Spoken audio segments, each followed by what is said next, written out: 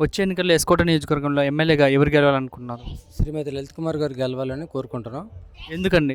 అంటే ఆవిడ అభివృద్ధి చేసిన అభివృద్ధి వైపు అందరూ మొగ్గు చూపుతున్నారు కనుక ఆవిడనే గెలిపించాలని అందరూ కోరుకుంటుంటారు. ఇంతకు ముందు కూడా 2 సార్లు గెలిచా అన్నారు కదా, అప్పుడు ఎలాంటి మంచి పనులు చేశారు ఈ ఊరికి? ఇదివరకు 2 సార్లు గెలిచినప్పుడు షుగర్ ఫ్యాక్టరీ ఇప్పటి వరకు మూతపడ్డం అంటే లేదు. వైఎస్ఆర్ గవర్నమెంట్ రాగానే షుగర్ ఫ్యాక్టరీ మూతపడిచారు. ఆవిడ ఉన్న 2 సార్లు అంటే 9 ఏళ్ళ పాలనలో షుగర్ ఫ్యాక్టరీ ఎప్పుడూ కంటిన్యూగా రన్ అయ్యేది. మరి రైతులందరూ అభివృద్ధి వైపు కావాలనుకుంటే ఆవిడే కోరుకోవాలంటారు. నెక్స్ట్ ఇంకొకటి, ప్రతి రైతుకి ఇక్కడ భూమి ఇష్యూ వచ్చేసరికి పాస్బుక్ అనేది ఎవరి భూమి వాడికి కావాలంటే పాస్బుక్ ఉండాలి.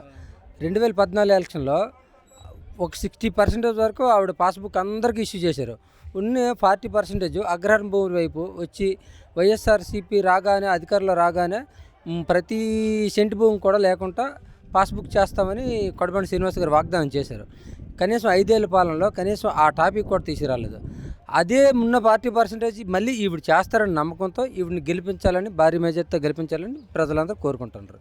ఒకవేళ గెలిస్తే ఎన్ని ఓట్ల మెజార్టీతో గెలవచ్చు?